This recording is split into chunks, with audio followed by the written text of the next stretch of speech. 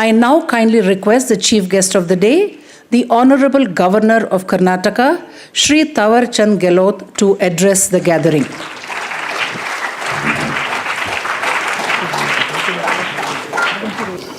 Rotary India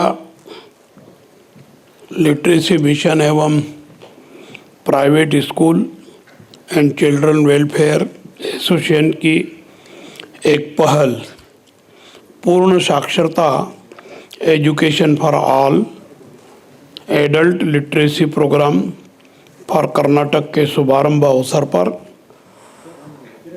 मंच पर उपस्थित रोटरी इंटरनेशनल के पूर्व प्रेसिडेंट श्री शेखर मेहता जी, एफकेसीसीआई के president Shri Gopal Reddy ji, private school and children welfare association के national president Shri Syed Shamil Ahmed ji, district governor Shri Jitendra ji Aneja ji, PSCWA के state president Shri Afshad Ahmed ji, member national executive Shri Rajendra Rai ji, Karnataka राज्य के प्राइवेट स्कूल के सभी प्रिंसिपलगण, सम्माननीय अतिथिगण, उपस्थित सभी महानुभाव, मैं आप सबको सादर प्रणाम करता हूं और आप सबका हार्दिक स्वागत करता हूं। शिक्षा का महत्व हम सब भली भांति जानते हैं। शिक्षा हर प्राणी के लिए जीवन सफल करने का एक प्रमुख आधार है और शिक्षा सब में हो, सब शिक्षित बने, ये सब जानते हैं। अशिक्षित व्यक्ति भी शिक्षा का महत्व समझता है, चाहता है कि वो भी शिक्षित बने, परंतु अन्य कारणों से वो सफलता प्राप्त करने में असफल होता है। हम सब जानते हैं कि रोटरी विश्व स्तरीय संगठन होकर मानव सेवा और पर्यावरण संरक्षण की दृष्टि से WHO और यूनिसेफ के माध्यम से उनके द्वारा बनाई हुई कार्य योजनाओं को स्वीकार करके जनहित में, देश हित में और पर्यावरण के हित में सक्रिय भूमिका निभा रहा है। मैं 1981 या 82 से रोटरी क्लब और लायंस क्लब के संपर्क में हूँ। मानव सेवा के गुणवत्तापूर्ण कार्यों को करने की दृष्टि से और हर क्षेत्र में सर्वांगीण विकास करने की दृष्टि से ये संस्था सक्रिय है। संपूर्ण साक्षरता और गुणवत्तापूर्ण शिक्षा के लिए रोटरी इंडिया साक्षरता मिशन अंतर्गत पूर्ण साक्षरता education for all adult literacy programme for Karnataka अभियान का विभिन्न संगठनों के माध्यम से कार्यान्वयन करने के लिए आज हम यहाँ सब एकत्रित हैं। मैं रोटरी क्लब के महानुभावों के अलावा इन समस्त संस्थाओं के प्रतिनिधियों का भी हार्दिक स्वागत करता हूँ, अभिनंदन करता हूँ। इस अभियान को मूर्त रूप देने के लिए रोटरी इंटरनेशनल के पूर्व अध्यक्ष श्री शेखर मेहता जी भी हमारे बीच में आए हैं। मैं उनका भी इस अवसर पर हार्दिक स्वागत और अभिनंदन करता हूँ।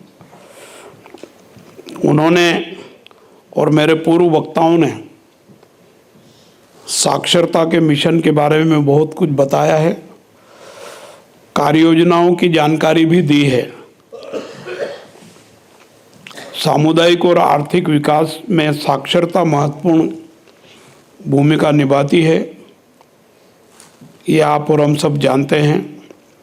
मेरा विश्वास है कि इस अभियान से कर्नाटक और देश में शिक्षा के प्रचार प्रसार में प्रगति होगी। आप और हम सब और देशवासी इस बात को स्वीकार करते हैं कि हमारे देश में 100% साक्षरता में हमारी गति कुछ धीमी है, कुछ पीछे है। अगर मैं ये कहूँ कि लगभग 20% मनुष्यों में और साक्षरता की आवश्यकता है, उसमें पुरुष 20% और महिलाओं की संख्या लगभग 30% है। और इस आंकड़े को पूरा करने की दृष्टि से सघन प्रचार करने की और परिश्रम करने की आवश्यकता है। मेहता जी ने अगली कार्य योजना की जानकारी देते हुए बताया कि वो अगले कुछ वर्षों में 95% साक्षरता पूर्ण कर लेंगे। ये बात भी सही है कि आज हमारे यहाँ बुजुर्ग लोग जब उनको पढ़ने लिखने की बात कहते हैं तो वो बोलते हैं क्या करें साहब, सारा जीवन तो निकल गया, अब थोड़ा बहुत बचा है। कोई बोलता है 5-7 साल जिएंगे कि नहीं जिएंगे, पढ़ करके क्या कर लेंगे। परंतु पढ़ाई का महत्व जीवन पर्यंत है और उसके क्या कारण है, क्या आधार है, ये मेहता जी ने बताया कि अंगूठा नहीं लगाना पड़ेगा। गांव में अभी भी आदिवासी क्षेत्रों में अनुसूचित जाति और गरीब वर्ग के गांव में जाते हैं तो वो बोलते हैं, साधारणतया भाषा में बोलते हैं, पढ़ लिख करके हमको क्या करना साहब, कोई राज करना है क्या, हमको तो नौकरी करना है, मजदूरी करना है। फिर अगर उनको ज़्यादा दबाव डालो कि नहीं आप पढ़ो तो बोले पैसा नहीं है साहब, स्कूल में फीस भरने के लिए पैसा नहीं है, किताबें लाने के लिए पैसा नहीं है, फिर स्कूल की ड्रेस बनवाने के लिए पैसा नहीं है। इस प्रकार की बहुत सारी बातें करते हैं। वातावरण बनाने की महती आवश्यकता है शिक्षा के महत्व को बताते हुए, और ऐसे कामों को करने में सरकार के अधिकारी, कर्मचारी, प्रिंसिपल, टीचर ये सब लगते हैं, फिर भी सफलता की गति बहुत धीमी रहती है। और जहाँ जनभागीदारी सम्मिलित हो जाती है तो वहाँ वो गति तेज हो जाती है और सफलता जल्दी मिलने की संभावना होती है। जैसे आपने कार्य योजना बनाई, एक आदमी एक को पढ़ाएगा, निश्चित रूप से ये तो सब लाभदायक सिद्ध होने वाला ही है। परंतु मैं गरीब परिवार का हूँ, अनुसूचित जाति वर्ग से हूँ। हमारे समाज में अगर कोई पढ़ाई लिखाई की बात करने आता था तो जैसा मैंने अभी कहा कि हमको क्या राज करना है, हमको तो मजदूरी करना है, ऐसा करके टालम टूल कर देते थे। पर 1965 में मैं जब पढ़ने लिखने जाने लगा स्कूल में, मेरे को समझ में आया बाद में कि कुछ ऐसे लोग हैं जिनको प्रारंभिक स्कूल में भर्ती करते समय जिस बात की आवश्यकता होती है उस बात की पूर्ति कर दी जाए तो हो सकता है एक बार सिलसिला चस्का लग जाएगा। तो हमने कुछ पैसे वाले लोगों से चंदा इकट्ठा किया और लक्ष्य तय किया कि इस बार हम अपने समाज में से 10 बच्चों को स्कूल भेजेंगे और उनकी ये सब आवश्यकताओं की पूर्ति करेंगे। तो हमने वो 10 बच्चे तैयार किए, स्कूल में भर्ती करवाए तो फीस जमा करवाई। हमारे यहाँ बिरला जी का स्कूल तो वो तो गणवेश वगैरह और वो सब व्यवस्थित चाहते हैं, तो गणवेश बना के दिया, किताबें दी, कॉपी पेन पेंसिल दिया। एक बार जब वो स्कूल जाने लग गए और साल भर पढ़ाई कर ली तो उनके परिवार के पेरेंट्स को भी, पिताजी को भी लगा कि नहीं अब इस बच्चे को पढ़ाना चाहिए, तो पढ़ाई का सिलसिला यहाँ से शुरू हो जाता है। उसके बाद कुछ लोग 5वीं तक पढ़ते हैं, स्कूल छोड़ देते हैं, कुछ 8वीं तक पढ़ते हैं, स्कूल छोड़ देते हैं, कुछ 10वीं तक पढ़ते हैं, स्कूल छोड़ देते हैं। तो इसका भी उपाय हमने किया। हम प्रयास करते थे कि जो वार्षिक परीक्षा होती है तो विद्यार्थियों से पूछते थे, हमारे समाज वालों से, परिवार वालों से, कि भाई आगे आपकी क्या योजना। तो कोई कहता था मेरी तो स्थिति ऐसी नहीं है, इतनी फीस लगेगी है, तो हम उसकी भी व्यवस्था करते थे। ड्रॉप आउट को कम करने का निरंतर प्रयास करते रहते थे। आज भी इस बात की महती आवश्यकता है। यहाँ प्राचार्यगण बैठे हैं, वो इस प्रकार की परंपरा, इस प्रकार का सिलसिला अपने विद्यालयों में चालू कर सकते हैं। जब वार्षिक परीक्षाएं होती है तो कुछ नहीं, एक दिन तय कर लो कि हर क्लास में क्लास टीचर जाएंगे और पूछेंगे कि भाई वार्षिक परीक्षा हो रही है, अगर आप पास हो गए तो आगे आपकी क्या योजना रहेगी।